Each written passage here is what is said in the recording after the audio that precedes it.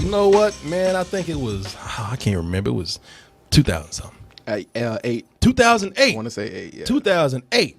New York was under attack by that Cloverfield monster. And everybody loved it, man. I gave that movie a better than sex. I think I did too, because it scared me like a movie hadn't in years. Oh, I know. Or decades, actually. I know. Martin, out of all the shit that scares Martin, that doesn't scare Martin, Cloverfield was the one that did. It tapped into a childhood nightmare I had. What kind of nightmare did you fucking Giant have? monsters? Yeah. Really? Yeah, just like not like a Godzilla, but like a realistic thing that was destroying the city that just couldn't be escaped. You know, from. monsters ain't realistic, man. You know. That's the word nightmare. I don't know, man. I don't know. Sound like you just a pussy ass kid to me, but you know, It's a giant turtle. yeah. That's why he's killing turtles.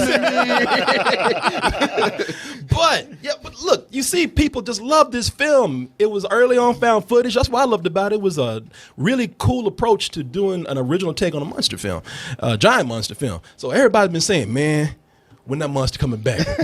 I miss him. He need to come to visit. He ain't called me, man. I used to see Cloverfield Monster, man. And so it was crazy. This trailer came out of nowhere. Yeah. 10 Cloverfield Lane. People said, oh shit, he's back. And nobody saw him in the trailer, but they said, that's all right. That's the same thing he did in that first trailer. He gonna be in there. You're gonna see. You're gonna see. You know what? They're keeping this movie so under wraps that they didn't give me anything but what you've probably already seen before, which is the trailer. I'm going to show you that again so I can set up for the review, and then we'll come back and tell you if there's any connection to the original, if the monster's in there or not, or if it's just good. Let's watch the trailer for 10 Cloverfield Lane. They don't understand, and so we're running just as fast as we can. Holding on to one another's hand, trying to get away into the night. And then you put your arms around me and we tumble to the ground. Bitch, come here. No. No! No! No!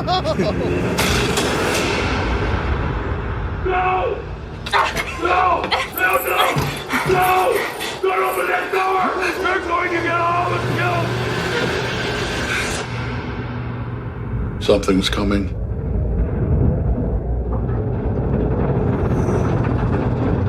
What did she see, Martin? What did she see? What's coming, Martin? Oh, well, on the other side of that glass. Oh, I won't say. Okay. Wow, thanks, Martin. Wow. I appreciate that, Martin. Thank you for stopping everything for that. I want to tell y'all something. Mm-hmm. People who are more full of than shit than Martin are directors and producers and marketers. I'm going to let y'all in on a little something right here because they've been describing this movie. There's no better way to put this. And we're going to do this spoiler free, right? Yes. We're not going to have any spoilers in here, but we do need to let you know a couple of things to enhance your enjoyment of this movie before you go into it. Now, number one, what I mean by marketers and directors and producers are full of shit, they've been fucking with y'all. There's no other way to put it. They just been trying to get y'all in there by saying, well, you know, maybe the Cloverfield monster in there. I don't know. You know, they've used words like, well, this is a spiritual successor. Oh, it has the same DNA as that movie. That don't mean shit. That don't mean a goddamn thing. When they say that, that's just a way for them to keep that title in there to get y'all in the movie. That Cloverfield monster that y'all looking for, he ain't there. I'm telling you this right now so that you won't be sitting up there through the whole movie being distracted from what's going on. Like, well, where he at, man? Oh, I see him. Oh, they ain't here, man. That's a shadow. You know, he ain't there. So while you sit up there at that dinner table with flowers in your hand, waiting for him to show up, he texted me, he ain't coming. You got stood up. We all been stood up by the Cloverfield monster. Well, to be fair, he looked in the window and he saw you first. Yeah. Shit. She looked better on Facebook. I'm deleting this app. Yeah. You know, and so the Cloverfield monster's not in there. I'm sorry if that makes anybody mad, but it really will not. It will keep you from sitting up there thinking about that the whole time. Plus, I don't even know how much I want to see the Cloverfield monster anyway. I remember the first movie, everybody loved that monster so much. They were trying to say, well, he was being attacked, but he was misunderstood. Oh, it was a baby. You know, his parents weren't around. He got lost. No, they don't know him. I was like, nah, the Cloverfield monster. I had to watch this clip again. He's an asshole. He's a fucking totally is. Yeah, there was one scene where this dude was doing nothing but filming him, and he attacked him. Oh man, he's a baby. Babies put things in their mouth. Yeah, exactly. Babies put things in their mouth like that. Oh, he just playing. You ever seen a baby play with a cat? Yeah. Oh, he just playing. Look at that. And I remember the movie. I was standing up for that monster so bad, like, well, maybe he didn't kill him. His legs on the other side of the field. T.J. Miller. T.J. Miller. I was like, T.J. Miller, he gonna get back up. No, that was before T.J. Miller got killed before this scene. That's the guy that went back to save the girl. No, that's T.J. Miller, man. I'm telling you, that's not him. I'm telling you because he went and grabbed the camera. Well, it from don't TJ. matter. Oh shit, you're right. Yeah. Corey, you do this all the time. You do, man. You had the whole internet going, no. Yeah, you do this. Corey will argue your ass about anything. I I just think like this to be guy. contrary. Nah, Cloverfield monster, he cool, man. He cool. I vouch for I him. just hate T.J. Miller that much. So does Cloverfield monster. I remember this scene scared the shit out of me. Fuck your camera. It's like, hey, man, you know I was just playing. Yeah. Say cheese. Me and you, we going to make money off this. Yeah, make World star. Yeah, that's the world's worst sex tape right there. Shit, to my ass. Let's see here. Cloverfield Uncool, monster bro. and Kim Kardashian, man. But it's so much not a sequel that it was another movie before. It's on the Paramount's studio that was just meant for genre films. The other studio was it's called Insurge, the ones that put out Project Almanac. But they closed it down. They shut it down, and they still had this movie right here. And J.J. Abrams was like, well, shit, we can take this and make some money off of it, do something with it. Yeah. They actually had some people come in and do rewrites, including Damien Chazelle from Whiplash. Okay. Who came in and I think did some of the final drafts on this, which is why the Cloverfield monster in here, because he don't want to get his ass beat by J.K. Simmons. Cloverfield monster like, oh shit. But this is there's a certain tone to this movie that you can talk about. There's certain levels of suspense that you can talk about in this film. And the reason why I really enjoyed so much of this movie is because, and I don't want to come across like some pretentious film student or something, but this is the closest thing that you're going to get to a pure Hitchcock movie in the most recent years. I would say in probably about the last 10 years. I would agree with that. Yeah, I mean, because the suspense is high in this film. Right from the beginning, the movie pulls you in. They give you about 1.5, 2 minutes where it's quiet time. Yeah, no dialogue. No not much dialogue. sound. Let you get in your seat. Let you get yourself settled. Let you nibble on a couple of pieces of popcorn, and then bam! You should have heard everybody. Hey, we saw this. If you can see this, see it at IMAX. Yeah. Because at IMAX they had that sound cranked up. They did. A lot of people complained afterwards about the sound. I loved it. I loved it too. The second it was that bam, everybody was like, ah! The movie starts out with an incident, and whatever happens in that incident, it was loud, and everybody in that theater, all I heard was, because I couldn't hear him because the shit was so loud. Yeah, it was just that ringing in your ear. Yeah. It was somewhere. I guarantee you, half that theater shit themselves. Yeah. If we didn't have that sound, you just would have heard. And even the way it was cut, you're like, oh, that's, oh God. Yeah, Oh God. I know. I heard so people in there were just like I looked behind me, people had bruises, one dude had a black eye and shit. No, there was a girl next to me eating a plate of chicken fingers. She threw the box up and they fell on the floor. I'm like, damn, that's $40 wasted. It was crazy seeing this. Watching this is fun with people because watching it with Alice's mom over there, that shit was funny. When that incident happened, she was over there. She don't. Let me tell y'all something about Alice's mom. If you're just catching up now, Alice's mama don't cuss. She's all prim. She's all proper. But during that first 5 minutes of the movie, when that noise was going on, she's like, oh, fuck, She is the child of the Lord. I heard, oh Jesus, oh Lord, oh no. People, when y'all get back to Charlotte, you need to rent out your time to go see this movie with people because I would pay to see the movie with her again. I love watching the movie. I'm gonna pull her on a little bit. I don't do this too often. I'll pull her on for a little guest review because it was fun. It's a bottle film, and what you have here, if you couldn't tell by the trailer, you have Mary Elizabeth Winstead, who plays Michelle. She's leaving her apartment for some reason, which I'm not gonna say, but she ends up in this accident, wakes up, and she finds herself in what looks like a dungeon with John Goodman. It's a bomb shelter. And it turns out, it's a bomb shelter. And the reason why she's being held captive is because, well, according to John Goodman, who plays Howard, he says, yeah, it's all fucked up outside. You don't chemicals. He's like, yeah, exactly. I know I look crazy, and I am, but you don't want to go out there. You'd rather be in here with my crazy ass. And so you're spending the whole movie trying to figure out, as she is he telling the truth? Or is he just telling this really elaborate lie to keep these people in his sex dungeon for some reason? Or is there a combination, maybe of a little bit of both? And if there is something out there, what is it? Now, Well, there's also another question. what's that? If there is something out there and everything he says is true, can I still live with this crazy motherfucker for the rest of my life? Yeah, exactly. Exactly. You know, That was the most Hitchcockian thing about this, man. Like, because you're like, all right, so is this guy telling the truth? Is he going a little bit too far? Are there people out there? Is it an attack? You're like, I don't know what's going on, too. And then, as it goes on, you're like, oh, okay. Yeah, it's like, maybe I can't live out there, but I can't stay here with him either. I can tell y'all about the movie. I can sit up and tell you about how suspenseful this is, how the mood is great, how tense this is, but can you get the camera for her? No spoilers now. Yeah, oh yeah, because she loved to talk. Oh boy. How you doing, Mrs. Verdan? I'm doing Let me well. give you this mic right here. Okay. Let me give you this. Now you probably somebody you don't go see a lot of horror or science fiction or things like that.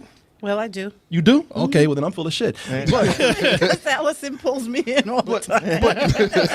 Oh, that's because your girl makes you. You don't like it, but she makes you do it. She makes me do it. Let me tell you something. This woman, I was sitting 2 seats down from her, and again, she talking about, I'm a black belt in karate. I done kick many ass. Somebody try to fuck with me, and the whole time she sitting in that movie, I ain't never seen a person sit like this through a whole movie. Her back was all contorted, and just like a black woman. Just like the whole time she up there, what were you saying? Oh Lord, Oh, Lord. oh gee, My favorite one was, oh no, oh Jesus, I oh, was definitely calling on the Lord. you were. stepped into a calling Tyler on Perry monster movie. Yeah. And the Lord was too scared to go down there. No, I saw the first 5 minutes of that movie. I ain't fucking with that film. Leave me out of this. Yeah. Like she was trying to tune the antennas. Oh, Lord. Oh, she just contorting this. She's like a pretzel by the time. The Exorcist. And Yeah. Her head turned around. Oh, Lord.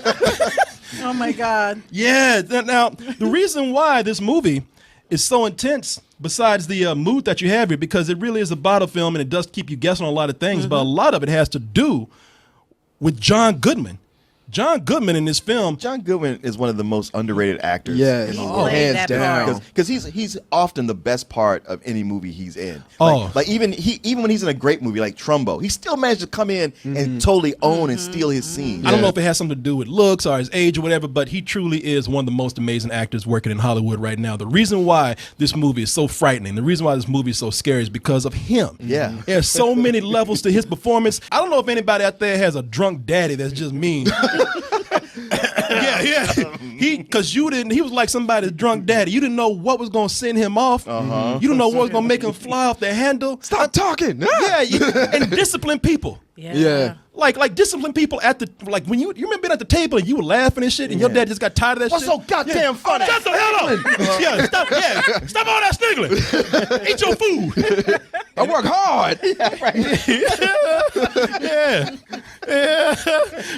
And it's funny too because they got this other dude in here, great actor, John Gallagher Jr. right there, Oh, yeah. who plays sort of a simple country. He tried to pull some shit. I'm grown. You don't. And he's like, shut up. And he's like, yes sir. You're like, you afraid to drop things around him? Oh, no.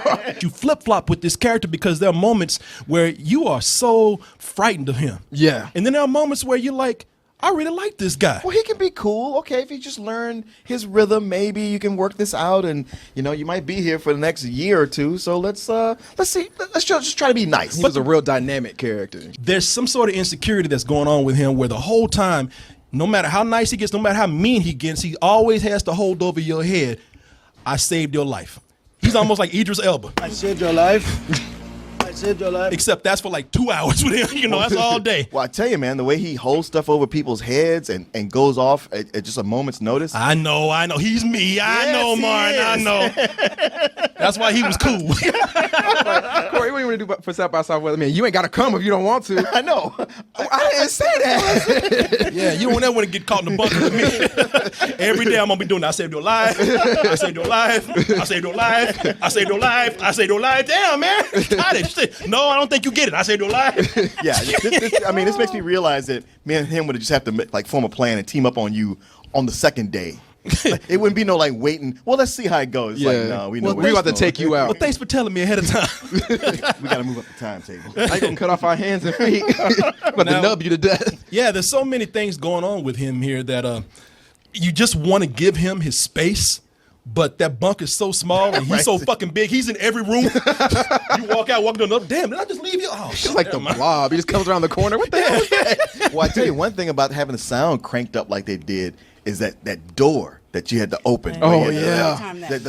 Oh, yeah. Those latches. That They're so boom. loud. Do you see how That boom. Look at her eyes. That boom. She's like traumatized. That boom. The levels of the story is the fact that he was military. So the first thing I thought about was, okay, he's got bipolar, PTSD. His hands was going like this. So I'm thinking from a military perspective because I'm around veterans a lot. I'm like, okay, that's what's going on. That's what's going on. He done went off. Yeah, he's got that's what I thought that was. Yeah. Screws loose. Yeah, he's got some sort of PTSD going on. Something's going. And it is that you never know because at one minute you're like, okay, he's cool. Next minute it's like, oh shit, get the fuck out the room. That was the ththing. He's like one of those guys who has a script playing in his head, and no matter how much you're trying to reason with him and talk to him, he's not hearing any of that. And the reason why I compared this to a classic Hitchcock movie is because not only is John Goodman always an element of surprise, you don't know what's coming, but there's the dialogue is always dropping hints of clues. There's an object that's always found that's giving you more information. And the mystery, they drag that out through most of the entire movie, and it never gets old. You never can figure out what's happening. Right. I'm glad I didn't know what was going on. I'm glad that this was marketed in a way. I'm glad that this movie must have been kept in a bunker. This trailer was cut so perfectly because people only like the first I think 20 or 30 minutes is in this trailer. It's like everything else is like you don't know what's gonna happen. So when you go into this, once you see the first 20 or 30 minutes, you're like, all right, now I'm in for a ride because everything's a mystery. I love most of this movie. I absolutely love most of this movie. This is true craftsmanship that's going into the filmmaking here. It's so well thought out. The guy that did this is Dan Trachtenberg. The only thing that he did before this was a fan film of Portal that was released on the internet. Oh, okay. And you can see J.J. Abrams loved him because they both have a shared thing for lens flares and shit. So, kid, I like your lens flare. You know what a lens flare is? What you laughing for then? She gonna clock you one good time, man. She gonna kick me in the mouth. But if anybody's seen this, it's sort of a small bottle film itself. That character is almost like the character of Mary Winstead, Mary Elizabeth Winstead in this. It's this, and I admire this director, man. I would love to see that. A lot of directors don't have what the storytelling talent that this director does, the way to just keep you involved into a film. You've been saying how you love most of this film. Yeah, I got two things in this movie that I did not like. One I didn't really like, and the other I'm just kind of like, I don't really. I really have to suspend my disbelief for this in order to buy this character, and that's Mary Elizabeth Winstead. Man, she is smart, and almost too smart in the movie. For a girl that's just supposed to be like some millennial girl who's just living an everyday apartment, living an ordinary life, driving an ordinary car.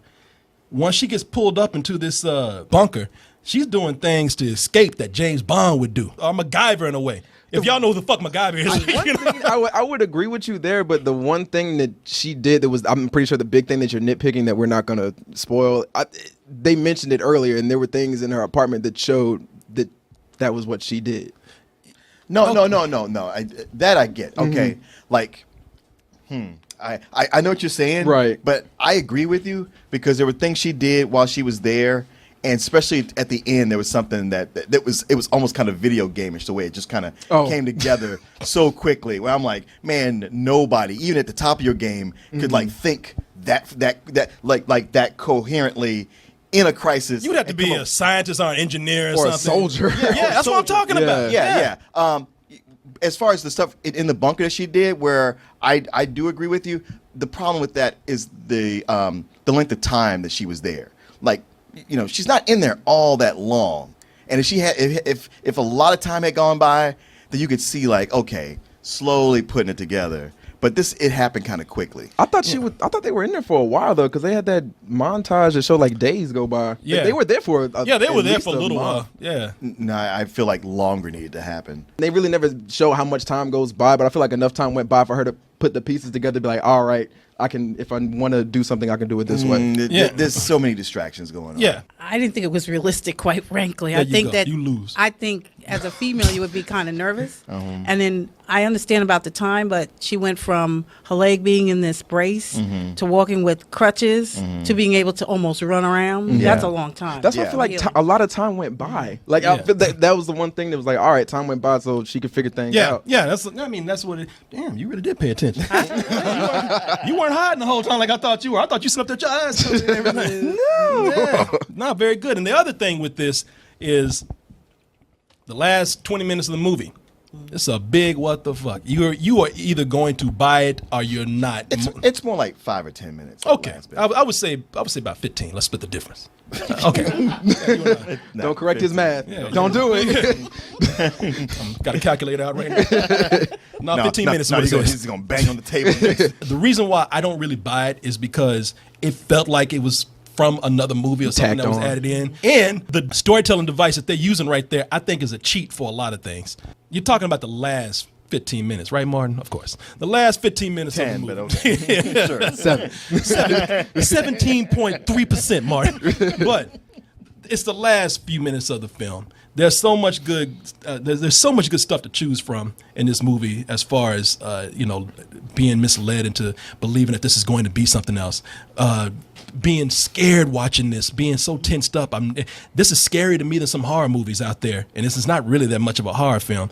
But human beings scare me, and if you are a person that is like disturbed by the dark side of the human nature, then this is something that will actually probably make you a little bit frightful too. I like her, man. She's like back there, like church. Mm-hmm. Wow. Yeah. Preach. Go ahead.